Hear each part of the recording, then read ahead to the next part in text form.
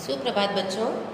तो आज हम हमारा पाठ पढ़ रहे थे, पाठ 6 रक्त और हमारा शरीर। ये एक निबंध है जिसके माध्यम से लेखक हमें रक्त के बारे में बता रहे हैं। रक्त के कितने भाग होते हैं, इसका रंग लाल क्यों होता है, इसमें कितने कण पाए जाते हैं। तो हमने देखा कि रक्त की एक बूंद में, मात्र एक बूंद में 40 से लेकर 55 लाख तक कण पाए जाते हैं। और इसका लाल रंग हमें क्यों दिखाई देता है, इसके कितने भाग होते हैं। तो मुख्य रूप से इसके कितने भाग बताए थे, 2 भाग। और इसमें बालूशाही की बनावट के लाल कण जो इसमें पूरे इसमें तैरते रहते हैं, तरल पदार्थ होता है उसमें तैरते रहते हैं। तो जैसे अनिल और डॉक्टर दीदी के बीच में बात हो रही थी।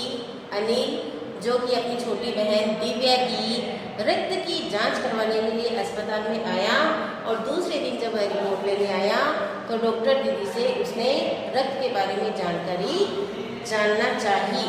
और डॉक्टर दीदी ने उसे सूक्ष्मदर्शी यंत्र द्वारा, जो मैंने बताया था, उसमें हमें छोटी से छोटी चीज़ जो हमें बिना उस यंत्र की सहायता से दिखाई नहीं देती, वो सूक्ष्म यंत्र द्वारा उसे हम देख सकते हैं। तो डॉक्टर दीदी ने स्लाइड पर रक्त की कुछ बूंदों में से अनिल को सूक्ष्मदर्शी यंत्र के द्वारा दिखाया। तो इतने में उस बूंद में इतने सारे लाल कण देखकर और अनिल उछल पड़ा, और फिर उसने कहा 1 मिलीलीटर में रक्त है तो हमें 40 से 55 लाख कण मिलेंगे। इनके कारण ही हमें रक्त लाल नजर आता है। बाकी यदि इन्हें रक्त से हटा दिया जाए तो रक्त सफेद रंग का है, लेकिन इन लाल कणों के कारण ही हमें रक्त का रंग लाल दिखाई देता है। ये कण हमारे शरीर के लिए दिन रात काम करते हैं। सांस लेने पर जो हवा हम अंदर ऑक्सीजन लेते हैं, उसके शरीर के प्रत्येक हिस्से तक पहुंचाने का काम ये लाल कण करते हैं। इनका जीवन काल लगभग 4 महीने का होता है। 4 महीने के बाद में ये नष्ट होते जाते हैं, लेकिन ये नष्ट होते हैं तो इनकी जगह दूसरे बन जाते हैं। तब तो कुछ ही महीनों में ये खत्म हो जाते होंगे। तो अनिल ने पूछा कि इस तरीके से यदि 4 महीने में खत्म होते हैं तो कुछ महीने में तो अपने रक्त में से सारे कण एक साथ खत्म हो जाते होंगे। अनिल ने कहा। यह सुनकर डॉक्टर दीदी मुस्कुरा उठी, उन्हें हंसी आई। बोली, नहीं ऐसा नहीं होता, शरीर में हर समय नए कण बनते रहते हैं। जो नष्ट कणों का स्थान ले लेते हैं, 4 महीने बाद में जब ये कण नष्ट हो जाते हैं तो इनकी जगह पर जो नए कण बनते हैं वो आ जाते हैं। हड्डियों के बीच मज्जा में ऐसे बहुत से कारखाने होते हैं जो रक्त कणों के निर्माण कार्य में लगे रहते हैं। अपने हड्डियों के बीच में जो मज्जा होता है उसमें ऐसे कारखानों में जिस तरीके से नए सामान बनता है, उसी तरीके से ये लाल कण हड्डियों के बीच में बनते हैं। इनके लिए इन कारखानों में प्रोटीन, लौह तत्व और विटामिन रूपी कच्चे माल की जरूरत होती है। जो हमारे शरीर में प्रोटीन, लौह तत्व और विटामिन जो शरीर में जाते हैं, उन्हीं से वो एक तरह से कच्चा माल है जिससे लाल कण तैयार होते हैं। तो हमारे शरीर में ये चीज जिनके माध्यम से पहुंचती है, उनसे लाल कण बनते हैं। यह पौष्टिक आहार लेते हो, हरी सब्जी, फल, दूध, अंडा, गोश्त, ये तत्व उपयुक्त मात्रा में होते हैं। कि जो हम पौष्टिक आहार लेते हैं, हरी सब्जियां, फल, दूध, अंडा और गोश्त में ये तत्व उपयुक्त मात्रा में होते हैं। कौन कौन से? प्रोटीन, लौह तत्व और विटामिन। तो इनके द्वारा, इन पौष्टिक आहार के द्वारा ये हमारे शरीर में जाते हैं, और हड्डियों के बीच में जो मज्जा होता है उसमें नए लाल कण बनते हैं। यदि कोई व्यक्ति उचित आहार ग्रहण नहीं करता तो इन कारखानों को आवश्यकता अनुसार कच्चा माल नहीं मिल पाता है। तो आपने देखा होगा कि जो व्यक्ति हरी सब्जियां नहीं खाता, दूध नहीं पीता या पौष्टिक आहार नहीं लेता है तो उसके शरीर में ये लाल रक्त कण कम मात्रा में बनते हैं या नहीं बनते हैं। और इन लाल रक्त कणों की कमी के कारण जब रक्त में लाल रक्त कणों की कमी हो जाती है तब एनीमिया जैसी बीमारी होती है, जिसमें भूख नहीं लगती है, थकान महसूस रहती है, शरीर बिल्कुल कमजोर रहता है, जो अभी दिव्या को हुई थी। कौन? अनिल की बहन दिव्या को। नतीजा यह होता है कि रक्त कण नहीं बन पाते, रक्त में इनकी कमी हो जाती है और लाल कणों की इसी कमी को एनीमिया कहते हैं। कि रक्त में लाल कणों की जो कमी होती है इसी से एनीमिया नामक बीमारी होती है।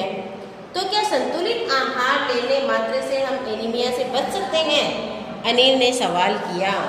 तो अनिल ने डॉक्टर दीदी से पूछा कि क्या यदि हम ये आहार भरपूर मात्रा में ले, सही मात्रा में ले, तो क्या हम एनीमिया जैसी बीमारी से बच सकते हैं? कहने का मतलब है एनीमिया होने का क्या ये एक ही कारण है कि शरीर में लाल रक्त कणों की कमी आना? दीदी बोली, हाँ, यह कहना काफी हद तक सही होगा।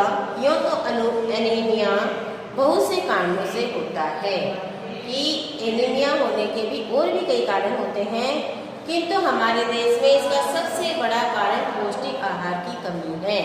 कि इसके होने के कारण तो और भी हैं, लेकिन हमारे देश में जिन बच्चों में या बड़ों में ही एनीमिया रोग होता है तो उसका एक ही कारण पाया जाता है कि उनके शरीर में पौष्टिक आहार नहीं पहुंच रहा है।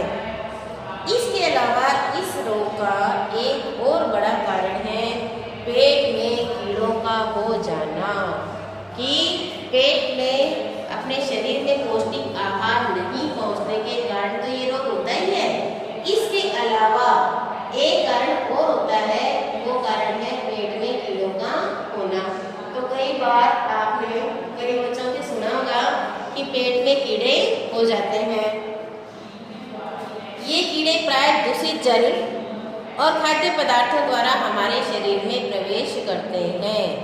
तो कीड़े हमारे शरीर में कैसे जाते हैं कि ये हम जो खाद्य पदार्थ खाने की खुली हुई चीज़ें या सड़क के किनारे पर कई खुली चीज़ें पड़ी रहती है, उन पर मक्खियाँ बैठी रहती हैं, फिर उनको हम खाते हैं तो उनके द्वारा ये हमारे शरीर में प्रवेश कर जाते हैं।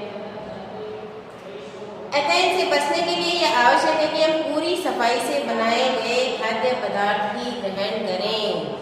कि हम फूले हुए जिन पर मक्खियाँ बैठी रहती है, मधुमक्खियाँ बैठी रहती हैं या कुछ ऐसे जीव कीटाणु रहते हैं जो हमें दिखाई नहीं देते और इन चीज़ों को हम खा लेते हैं तो ये हमारे शरीर में प्रवेश कर जाते हैं और प्रवेश करने के बाद में इनकी संख्या निरंतर बढ़ती है और ये लाल कणों की संख्या को कम कर देते हैं, जिससे एनीमिया जैसी बीमारी होती है।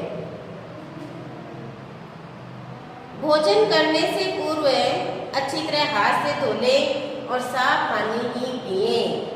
जो दिखने में हमें हाथ हमारे बिल्कुल साफ दिखाई देते हैं, यदि हम इन्हें सूक्ष्मदर्शी यंत्र द्वारा देखें तो हमारे हाथों में भी बहुत से कीटाणु लगे रहते हैं। इसलिए हमें चाहिए कि हम जब भी भोजन करें दिन में 1 बार, 2 बार, 3 बार, जितनी बार भी कुछ खाएं तो साबुन से अपने हाथ को बहुत ही अच्छी तरीके से हमें धोना चाहिए और हमें हमेशा साफ और ढका हुआ पानी ही पीना चाहिए। और हाँ, अनेक एक किस्म के वे कीड़े भी हैं जिनके अंडे जमीन की ऊपरी सतह में पाए जाते हैं। इन अंडों से उत्पन्न लार्वे त्वचा के रास्ते शरीर में प्रवेश कर हाथों में अपना घर बना लेते हैं। तो एक कीड़े तो डॉक्टर दीदी ने कौन से बताए? जो खाद्य पदार्थों पर लगे रहते हैं और खाने के माध्यम से हमारे शरीर में प्रवेश करते हैं। दूसरे कीड़े कौन से होते हैं? जो जमीन की सतह पर खाद्य पदार्थों के अलावा जमीन की सतह पर कई जैसे मक्खियाँ हैं, ये अपने लार्वे छोड़ जाती हैं और दूसरे मक्खियों से चिपक कर ये हमारी त्वचा पर बैठते हैं। त्वचा में बारीक बारीक छिद्र बने हुए होते हैं और उनके द्वारा वो छोटे छोटे कीटाणु उन छिद्रों के माध्यम से हमारे शरीर के अंदर प्रवेश कर लेते हैं। हमारे अंदर जो आँत हैं उनमें अपना घर बना लेते हैं। इनसे बचने का सहज उपाय है कि शौच के लिए हम शौचालय का ही प्रयोग करें और इधर उधर नंगे पैर ना घूमें, क्योंकि हमारी त्वचा पर भी हमें कीटाणु दिखाई नहीं देते हैं, लेकिन वे कोई मक्खियों के द्वारा या किसी के टच के द्वारा हमारे शरीर पर, हमारी त्वचा के माध्यम से वो हमारे शरीर में पहुंच जाते हैं। रोम छिद्र जो बने होते हैं छोटे छोटे, उनसे वो पहुंच जाते हैं और हमारे शरीर में पहुंचकर आंतों के बीच में, हमारे शरीर में जो आंत होती है ना, उनके बीच में आकर अपना घर बना लेते हैं। तो इसका हमें उपाय क्या करना चाहिए कि हमें शौच के लिए शौचालय का प्रयोग ही करना चाहिए और इधर उधर नंगे पैर घूमने से बचना चाहिए। दीदी ये तो बहुत ही महत्वपूर्ण बात बताई आपने। अनिल बोला, वह पल भर सोच में डूबा रहा, फिर बोला, आपने बताया था कि रक्त में सफ़ेद कण और बिंबाणु मतलब प्लेटलेट कण भी होते हैं, तो शरीर में उनका क्या काम होता है? तो अनिल ने उत्सुकता से दीदी से पूछा कि लाल कणों का तो आपने बता दिया कि वो हमारे शरीर में क्या काम करते हैं, ऑक्सीजन को पूरे शरीर में पहुंचाने का काम करते हैं, और उनके नष्ट होने के बारे में बता दिया, उनके बनने के बारे में बता दिया, लेकिन आपने साथ में भी एक सफ़ेद कण के बारे में और बताया था। तो रक्त में सफ़ेद कणों का क्या काम होता है? दीदी बोली, सफ़ेद कण वास्तव में हमारे शरीर के वीर सिपाही हैं कि यदि देखा जाए तो रक्त में जो व्याप्त सफ़ेद कण होते हैं वे हमारे शरीर के वीर सिपाही हैं। जिस तरीके से सिपाही क्या काम करते हैं कि हमारे देश की सीमा पर रहकर बाहर से जो आतंकवादी या बाहर से जो दुश्मन हम पर अटैक करते हैं तो सिपाही हमें बचाते हैं, वो सीमा पर रहकर हमारी सुरक्षा करते हैं। वैसे ही रक्त में जो सफ़ेद कण होते हैं वे सिपाही की तरह हमें बाहरी दुश्मनों से बचाते हैं। जब रोगाणु शरीर पर धावा बोलने की कोशिश करते हैं तो सफ़ेद कण उनसे डटकर मुकाबला करते हैं। कैसे? जैसे कि यदि कोई बाहरी विदेशी लोग हम पर आक्रमण करें तो हमें अपने देश के सिपाही जिस प्रकार बचाते हैं, उसी प्रकार यदि रोगाणु हमारे शरीर में प्रवेश करने की कोशिश करें तो रक्त में जो सफ़ेद कण होते हैं वो उनसे हमें बचाने की कोशिश करते हैं। तो सफ़ेद कण उनसे डटकर मुकाबला करते हैं। जहाँ तक संभव हो पाता है रोगाणुओं को भीतर घर नहीं करने देते। ये कौन से रोगाणु की बात है? जो त्वचा के माध्यम से हमारे शरीर में प्रवेश करने की कोशिश करते हैं। तो सबसे पहले सफ़ेद कण उनसे डटकर मुकाबला करते हैं और पूरा प्रयास करते हैं कि रोगाणु हमारे शरीर में प्रवेश नहीं करें। संक्षेप में ये मान लो कि वे बहुत से रोगों से हमारी रक्षा करते हैं।